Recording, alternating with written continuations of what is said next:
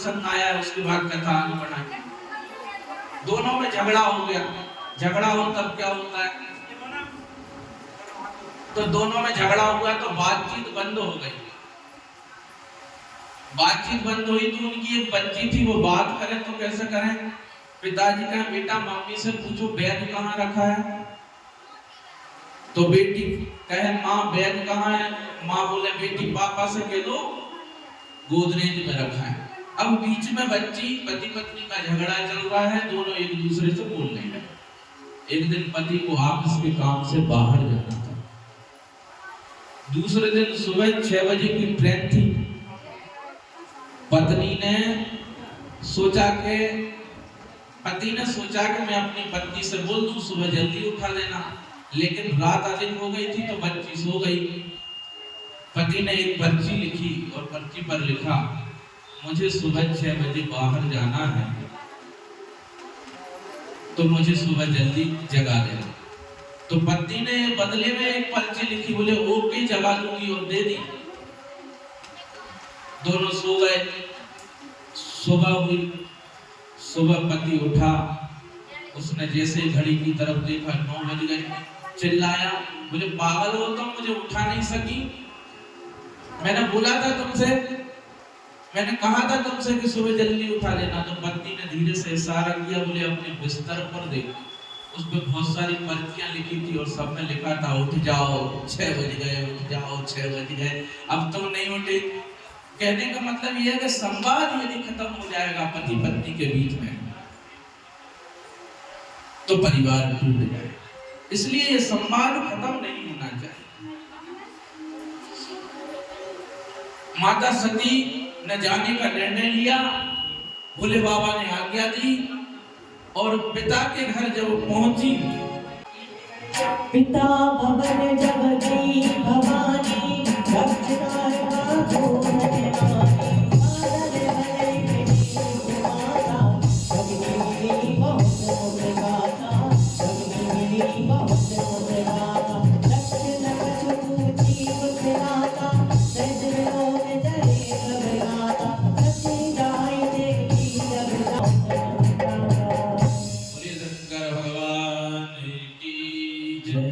देवी सती जब पिता के घर पर गई और देखा कि कोई सम्मान नहीं कर रहा है, सिर्फ माँ ने बेटी के साथ प्रेम से बात की और बहनों ने भी कोई बात नहीं की।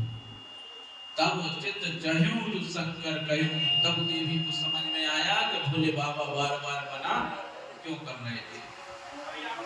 देवी जी को क्रोध आ गया, और क्रोध आया तो बोली सुनो सभासद सकल मुनिंदा, सभा में बैठे हुए सभी लोग सुन लो, जिसने भी शंकर की मेरे पति की निंदा की है तो सबको भोगना पड़ेगा। देवी को क्रोध आ गया और बोले पिताजी को तो भली भांति समझना पड़ेगा, पछताना पड़ेगा। देवी क्रोध से भर गई और यज्ञ अग्नि में समा गई। सभी देवताओं के देखते ही देखते देवी यज्ञ अग्नि में प्रविष्ट हो गई। बोली जगदम्बा चारों तरफ क्या किया जाए, सती जी यज्ञ अग्नि में समा गई हैं। ये होता है पत्नी का धर्म। जब सती को समझ में आया कि मेरे पति का अपमान किया जा रहा है, देह त्याग कर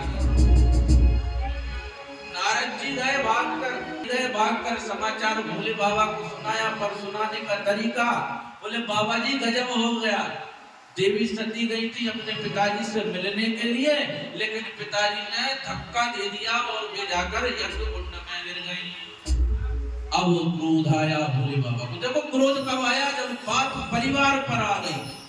क्रोध में अपने केसों को निकाल कर जमीन पर पटका तो भयंकर आंधी आ गई। वीरभद्र प्रकट हो गए और वीरभद्र ने कहा हाँ प्रभु आज्ञा ने। भोले बाबा ने कहा जाओ और जाकर यज्ञ सहज दक्ष को भस्म कर दो। भोले बाबा को क्रोध आ गया और आज्ञा दे दी। वीरभद्र दौड़े, भयंकर आंधी आई, चारों तरफ से भूत प्रेत पिशाच नाग यक्ष किन्नर आने लगे। यज्ञ अग्नि यज्ञ कुंड के पास जाकर सबको उठा कर पटकने लगे। देवता भय के मारे कांपने लगे और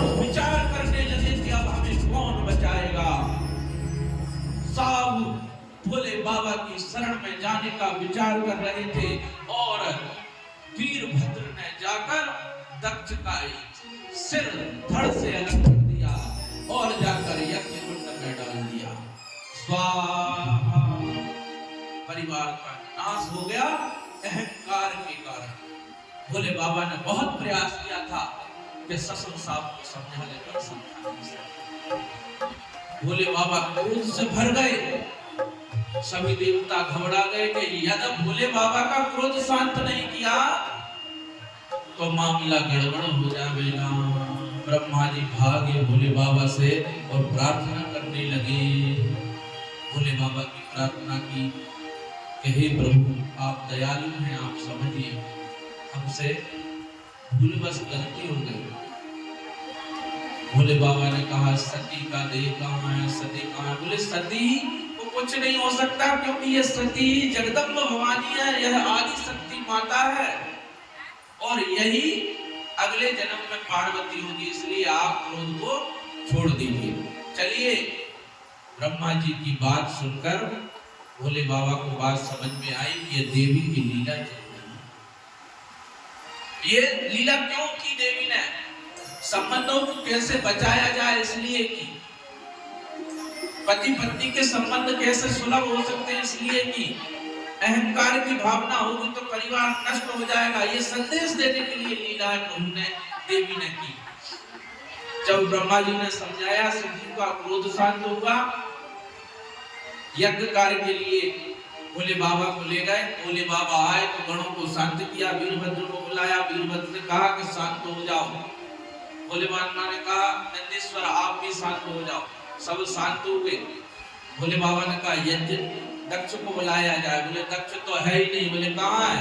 बोले यज्ञ अग्नि में उनका सिर जाकर भस्म हो गया। सो बोले एक सिर लेकर आओ तो बकरे का सिर मिला। बोले बकरे का है? बोले हाँ नंदीश्वर ने श्राप दिया था ना कि बकरे का सिर लग जाएगा, यही लगा। बकरे का सिर लगा। दक्ष जीवित हुए। दक्ष ने भोले बाबा से क्षमा याचना की। भोले बाबा प्रसन्न हो गए। भोले बाबा बड़े जल्दी प्रसन्न हो जाते हैं। भोले बाबा प्रसन्न हुए और कहा चलो यज्ञ कार्य पूर्ण करते हैं। जो यज्ञ कार्य पूर्ण करने के लिए आगे गए तो भोले बाबा ने देखा कि यज्ञ के पास देवी सती की देह पड़ी हुई थी।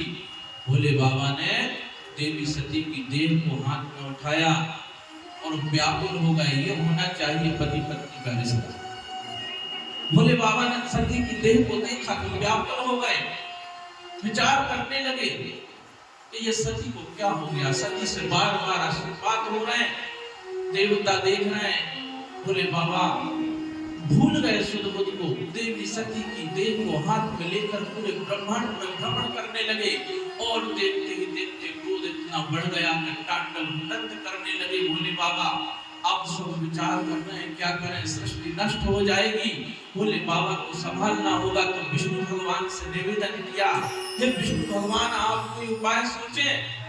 विष्णु भगवान ने अपने सुदर्शन चक्र से देवी के शरीर के खंड खंड करना प्रारंभ कर दिया। खंड खंड करना प्रारंभ किया तो वह देवी के टुकड़े जहां जहां पर आकर शरीर के भाग गिरे वहां पर शक्तिपीठों का निर्माण हुआ और 52 शक्तिपीठों का निर्माण हुआ। भोले बाबा ने देखा कि ये खंड खंड किसने किए हैं तो उन्होंने श्राप दे दिया। बोले विष्णु जैसे मैं आज अपनी पत्नी के वियोग में तड़प रहा हूं, एक दिन तुम्हें भी यह पति वियोग प्राप्त होगा। ब्रह्मा जी ने समझाया पर भोले बाबा समझ नहीं रहे थे, व्याकुल हो गए। और व्याकुल हो गए तो क्या किया? 52 शक्तिपीठों में से एक पीठ है कामाख्या शक्तिपीठ, जहां पर हमारे भोले बाबा ध्यान में चले गए। वहीं मैं रहूंगा जहाँ ले चलोगे, वहीं मैं चलूंगा। जहाँ ले चलोगे वहीं मैं चलूंगा। ये जीवन समर्पित शरण में तुम्हारे, तुम्हीं मेरे सर्वस्व, तुम्हीं प्राण प्यारे। जो भी कहोगे प्यारे, जो भी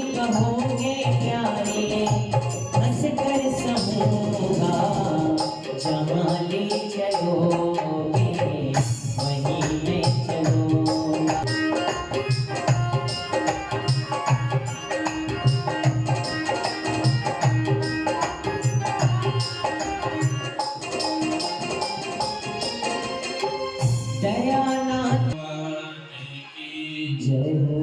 भोले बाबा ध्यान में गए और जाकर तपस्या में लीन हो गए। इसी समय ब्रह्मा जी के 7 मानस पुत्रों में से एक थे मरीचि ऋषि। मरीचि के पुत्र हुए कश्यप। कश्यप जी ने दक्ष की 16 कन्याओं से विवाह किया। उनमें से 2 थी दिति और अदिति।